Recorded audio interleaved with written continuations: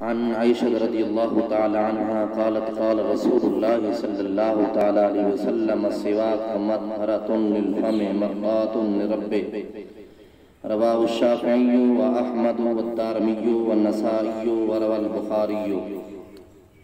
حضرت ام عائشہ صدیقہ رضی اللہ تعالی عنہ سے مروی ہے، فرماتی ہیں کہ نبی پاک صلی اللہ تعالی علیہ وسلم نے فرمایا کہ مسواک منہ کو صاف کرنے والی ہے اور اللہ کی رضا کا سبب بھی ہے۔ مسواک دین اور دنیا میں بھلائی ہے۔ خیال رہے کہ مسواک جب مسلمان کرے گا، اگر برنیت کرے گا تو اس کو ثواب ملے گا، اگر نیت کے بغیر کرے گا اس کو ثواب نہیں ملے گا، لیکن منہ صاف ہو جائے گا۔ تو مسواک جب بھی کرنی ہے تو اللہ کی رضا کی خاطر کرنی ہے اور نبی پاک صلی اللہ تعالیٰ علیہ وسلم کی سنت طیبہ سمجھ کر کرنی ہے۔ نیت پر ہی منحصر ہے اعمال کا دار و مدار۔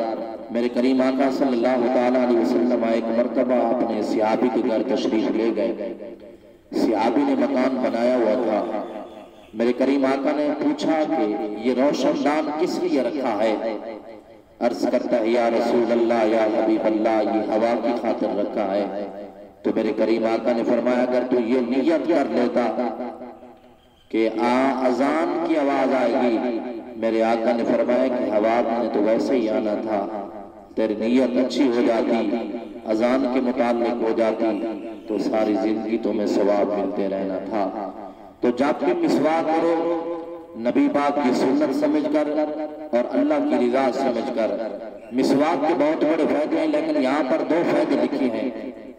ایک فائدہ یہ ہے کہ جو آدمی مسواک کرتا ہے اس کا منہ صاف ہو جاتا ہے، اور مسواک کرنے سے لوگوں معدے کو تقویت ملتی ہے، معدہ بے شمار بیماریوں سے نجات پاتا ہے۔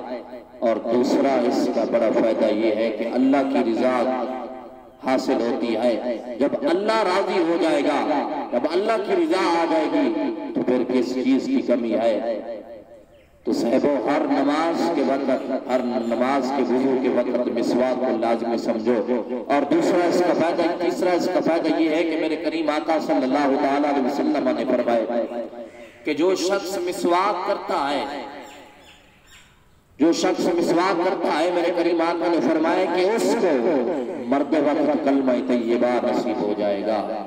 تو دعا ہے کہ اللہ رب العزت ہمیں مسواک جیسے عظیم سنت پر عمل کرنے کی توفیق عظیم عطا فرمائے کہ محمد سے وفا دونے تو ہم تیرے ہیں، یہ جہاں چیز ہے کا نہ وہ قلم تیرے رہے۔